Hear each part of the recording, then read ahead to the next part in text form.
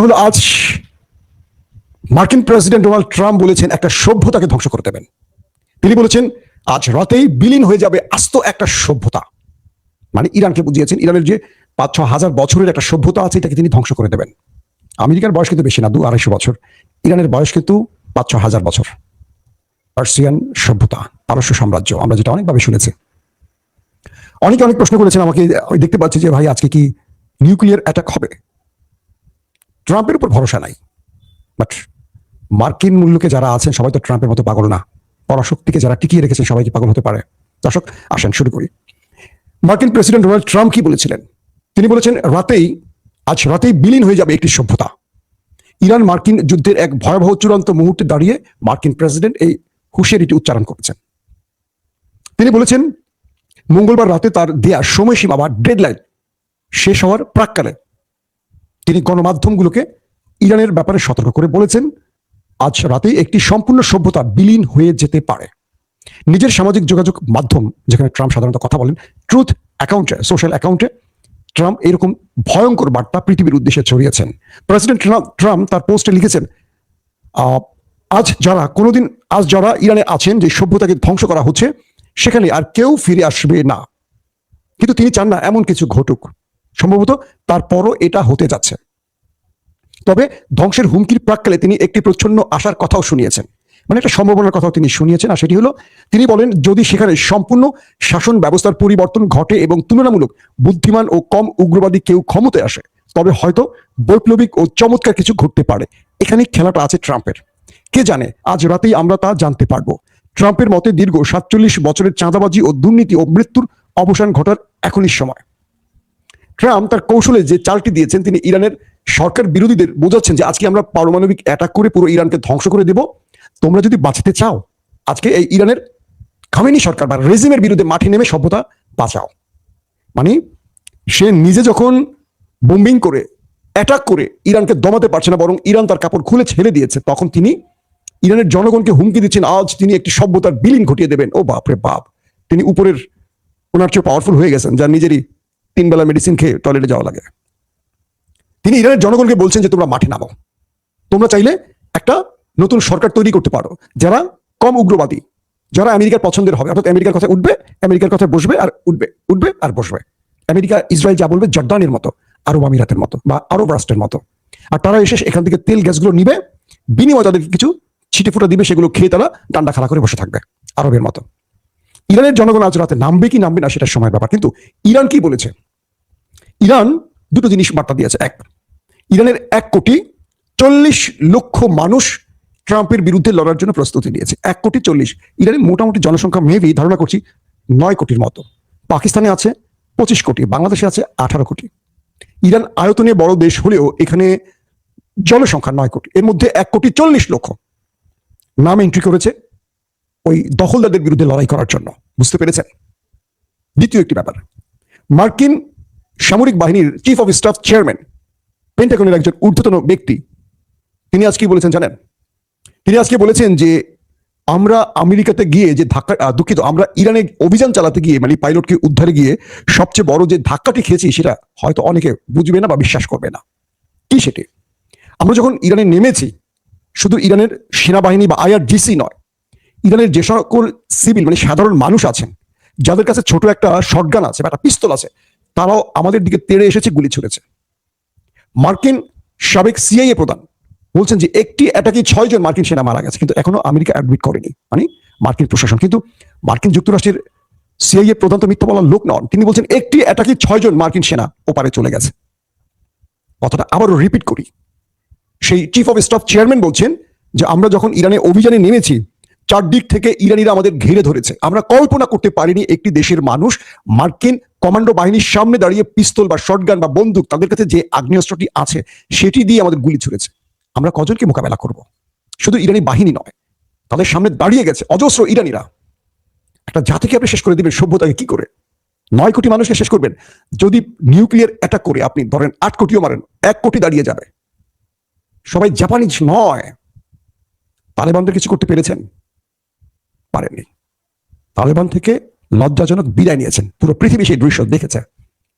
ইরানকে ইসরায়েল বলছে আজ রাতে ইরানিরা যেন ট্রেনে, বাসে, বড় বড় মানে যানবাহনগুলোতে না ওঠে। এখানে ইসরায়েল অ্যাটাক করবে। সকল ইরানিকে সতর্ক করছে না ওঠার জন্য। বলছে নিউক্লিয়ার সাইট, বিদ্যুৎ প্ল্যান্ট এবং পানির যে শোধনাগার, সেই জায়গাগুলোতে ডিসেলিনেশন যেটাকে বলি আমরা, সেখান থেকে যেন সবাই সরে যায়। ইসরায়েল সেখানে ভয়াবহ অ্যাটাক করবে। ইরান বলছে, বা ইরান ইতিমধ্যে শুরু করে দিয়েছে, যদিও সেটা এখন বড় মাত্রা না ছোট মাত্রা এখন সেই খবর পাচ্ছি না। কয়েকটি জায়গা থেকে দেখলাম যে ইসরায়েল এবং আরবের মধ্যে ব্যাপক অ্যাটাক করেছে ইরান। ইরান শুধু এই বার্তাটি দিয়েছে যে যদি ইরান আক্রান্ত হয়, শত্রু দ্বারা যদি ইরান আক্রান্ত হয়, আমি বলে দিচ্ছি, বা ইরান বলে দিচ্ছে, নেতা সাহেবের দেশ এবং গালফ কান্ট্রির কিচ্ছু থাকবে না, পুরোটা জ্বালিয়ে খাক করে দেওয়া হবে, আস্ত গালফকে মাটির নিচে পুঁতে ফেলা হবে। ঠিক এই ল্যাঙ্গুয়েজটা ইরান বলেছে, আস্ত গালফকে মাটির নিচে পুঁতে ফেলা হবে। বিষয়টা হলো, আমেরিকা যদি ইরানের নিউক্লিয়ার অ্যাটাক চালায়, পুরো ইরানকে শেষ করতে পারবে আমেরিকা? আপনি বলেন সম্ভব না। কারণ কি, ইরানের চারদিকে দেশগুলো কি? ইরাক, তুরস্ক, সৌদি আরব, কুয়েত, আরব আমিরাত, এরকম চারদিকে যে দেশগুলো, এগুলো সবই হলো মার্কিন ঘাঁটি সংবলিত স্থান এবং মার্কিন মিত্র গোষ্ঠীর দেশ। ইরানে যদি বৃহৎ মাত্রায় নিউক্লিয়ার অ্যাটাক করা হয়, এই প্রত্যেকটি দেশ আক্রান্ত হবে। ইউরেনিয়াম, এটা কারো কন্ট্রোলে চলে না, এটা অনেক সময় বাতাসের উপরও ভর করে।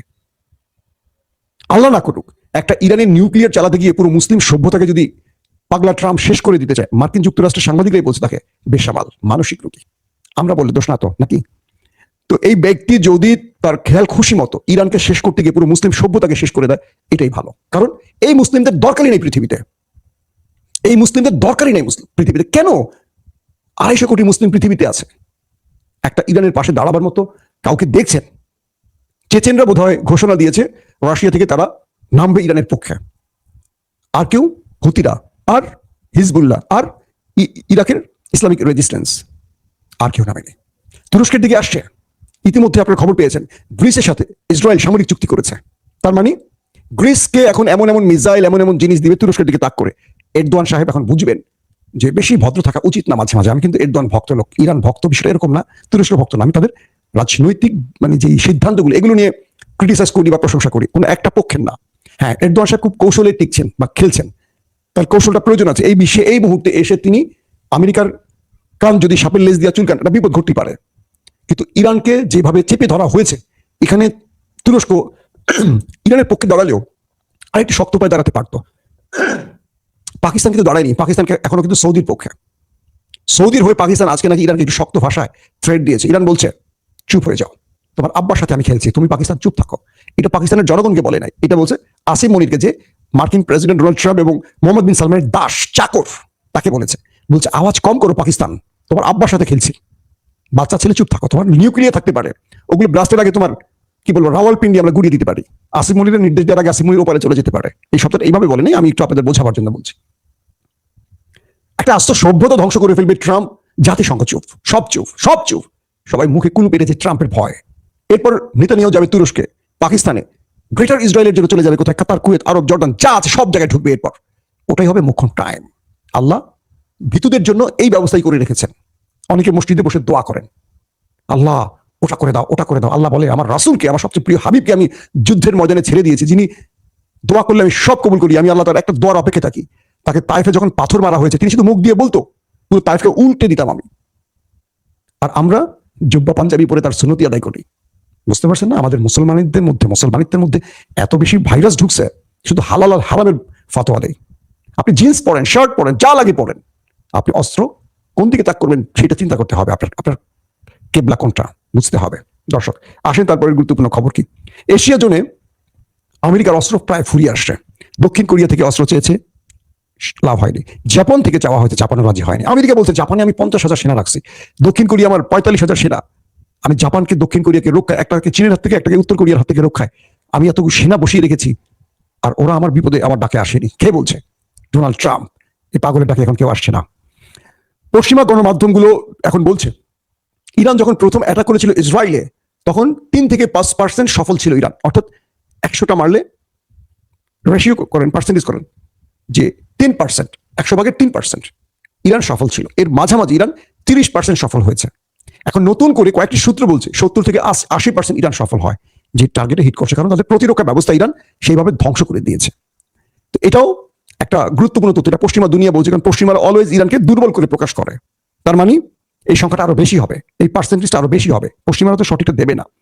ইতিমধ্যে সৌদি আরবের গুরুত্বপূর্ণ 11টি টার্গেটে হিট হয়ে গেছে। সৌদিতে, কাতারে, কুয়েতে, আরব আমিরাত ব্যাপক অ্যাটাক করেছে ইরান। এর মধ্যে বলা হয়েছে সৌদির ডিসিলিনেশন প্ল্যান্টে, মানে পুরোপুরি পানির ওইটাকে খেয়ে দিয়েছে। সৌদি ডিসিলিনেশন শেষ। সৌদি এই আক্রমণটি, কয়েকটি সূত্র বলছে ইরান তার দায় স্বীকার করেছে। ইরান বলছে তুমি আমার যে টার্গেটে হিট করবো আমি তোমার মিত্র বা তোমার মানে